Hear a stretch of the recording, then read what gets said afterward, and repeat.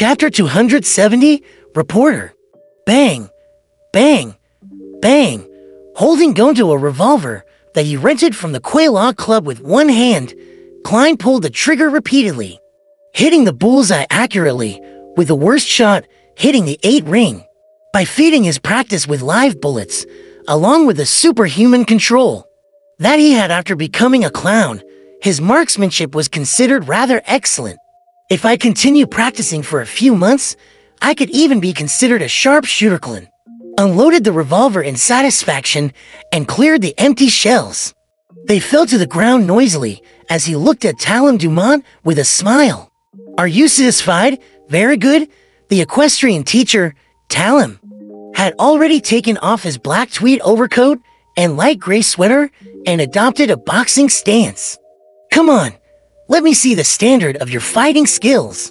I can tell you frankly that I've received training as a trainee knight since I was young, and I've never let it go to waste. As a beyonder, if I can't even beat an ordinary man who has only received training, then I might as well die." Klein cursed silently. Without taking off his double-breasted coat, he set down his revolver. Klein took to side steps and gestured to Talon that he could begin. He originally wanted to wriggle his finger to add to the atmosphere, but when he thought of the other party's strength, he couldn't be bothered to waste his time. Talon appeared to be a little excited as he began bounce-stepping a little. He suddenly pressed forward and threw out a punch to the right. Klein blocked and grabbed with his left hand, bent low and twisted his waist before reaching out his right palm, and did a smooth backflip. Thud! Talon flew out, landing on his back. Klein didn't exert any strength towards the end, only throwing him off his feet through the use of inertia. Impressive! Talon quickly stood up and gave a thumbs up, as expected of a famous detective. "Your marksmanship and fighting skills are excellent. I only beat a weak chicken like you, so how can you tell that my fighting skills are very high?" Klein secretly lampooned and asked with a smile, "Now that you have a better picture, can you tell me what kind of request your friend has?" "Heh, he will come to the club later. You can talk amongst yourselves." Talon massaged his back as he said, "As for what the request exactly entails, I'm not sure either." "Oh right, has a reporter at the Daily Observer, Mike Joseph. He's probably hoping for some short-term protection." "All right." Klein didn't ask any more questions. He continued practicing his shooting, but he didn't limit himself to a revolver. He also practiced with a hunting rifle, a single-shot rifle, and a repeating rifle. He hoped that if he encountered any problems in the future, he would be able to use any of the firearms around him. Shortly before 12 noon, he returned to the first floor, went into the buffet cafeteria, and got a serving of roast chicken and a piece of pan-fried steak, as well as the club's limited supply of cream cheese lobster. After placing his meal down, Klein got some Fainapotter seafood rice, fruit salad, oyster broth, and marquee black tea. Facing the sumptuous lunch, he couldn't help but swallow a mouthful of saliva as he praised the goddess in his heart. If this was eaten outside, it would probably cost 3 soldi. Klein switched between using silver knives, forks, and spoons as he ate in contentment. When he was almost done with the food on the table, Talon Dumont led a man in a heavy overcoat and a half-top hat over. "Detective Moriarty, this is the friend I was talking about, Mike Joseph." "Mike, this is the famous detective, Mr. Sherlock Moriarty." Talon smiled and introduced them. "Nice to meet you." Mike took off his hat and bowed. He looked to be in his late 20s, with rather sparse eyebrows and rough skin. His pores were unusually prominent. However, his facial features weren't bad. His blue eyes were especially charming. The 2 thin lines from the meager mustache gave him a somewhat mature charm. Klein couldn't help but stroke the stubble that had become thicker around his lips. He got up and invited the other party to sit down. Then he smiled and said, "Today's cream cheese lobster is pretty good. You can give it a try." All right, Mike Joseph did refuse. He took a plate, made a circle, and picked up a lot of food. He came in a hurry, so he hasn't had lunch yet. Talon smiled as he explained for his friend and placed a stack of newspapers on the table. I can tell. Klein set down his knife and fork, wiped his mouth with a napkin, and sipped his black tea leisurely.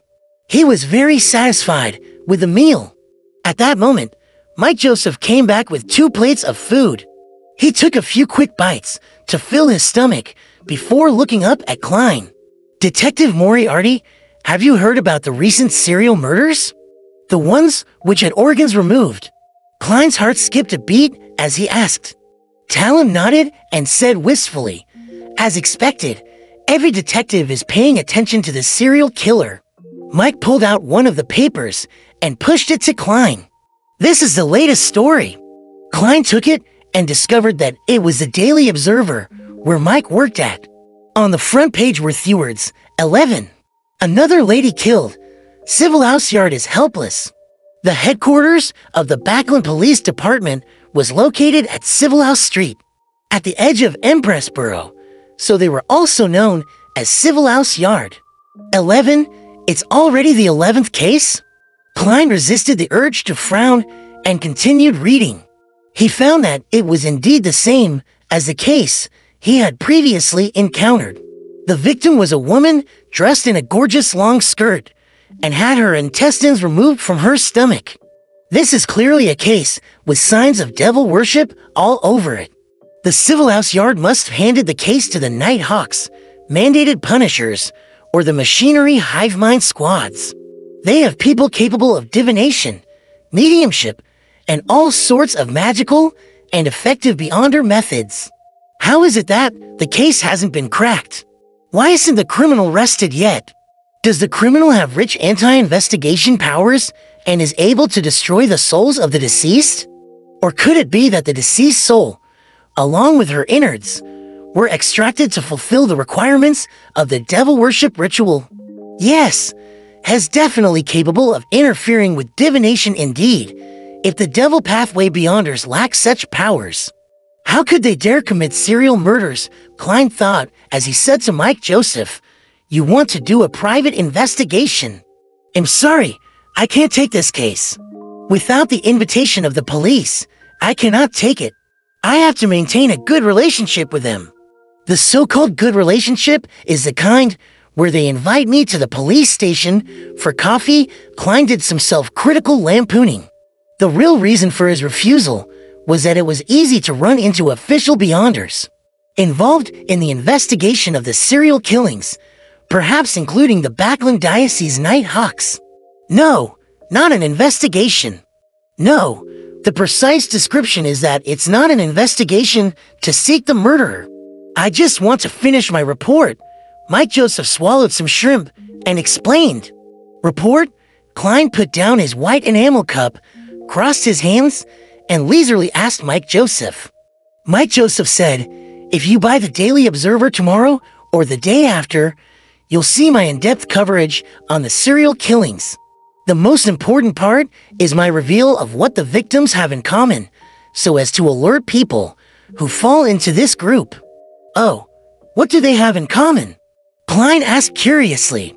Mike took a sip of his coffee and said, besides being a woman and wearing a colorful dress, there's one other important thing they have in common. I did a thorough investigation of the victim's career and found an interesting tidbit. Some of them are maids, others textile workers, tailors, and even teachers. On the surface, there doesn't seem to be any overlap, but in reality, they've all been street girls. Street girl? A teacher? Klein asked in surprise. In the Lone Kingdom, teachers were part of the middle class and received at least £2 a week. That was enough to make a woman lead quite a good life, so there was no need for her to be a street girl. The corner of Mike's mouth twitched as he sighed and said, yes, in the past. They may have had very difficult times before they found a job that could support them. I've done a survey before. In Backland, 1 in 6 women one aged 15 to 55 is or has been a street girl. Heh, this is our country. Foreigners who come here are surprised that a very conservative country, a bustling metropolis, would actually be filled with street girls. This number is a little exaggerated if it were true. It can only be said that reality can be more exaggerated than fiction. This damned world. Klein was speechless. After some thought, he said deliberately, one question. How does the murderer know that the victim had been a street girl? They don't have labels on them. And even you needed a thorough investigation to discover this. As expected of a great detective, this might be the clue. Mike Joseph answered without feeling surprised. No, if it was a beyonder from the devil path, then the standard he would choose from would be someone who appears to have sunken low, but didn't actually degenerate completely. Furthermore, they should have a keen intuition towards degeneration, and they might be able to see the corresponding color that runs deep. With a colorful dress as a trigger, the target will basically be locked onto Klein. Answered himself and asked, so, what else do you wish to investigate? Mike nodded and said, from these 11 cases, 10 of the ladies were once street girls, except one. She's still a prostitute at present. Yes, she's the youngest, 16-year-old cyber. This makes it very, very odd. I wish to visit Golden Rose, which is her place where she works for further investigation. I want to see if I can discover anything. I'm worried that my questions will anger the people there, so I plan to ask you to protect me temporarily.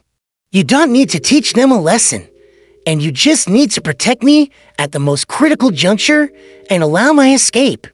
If nothing happens, it'll pay you £1, and if there's a fight, it'll be raised to £5.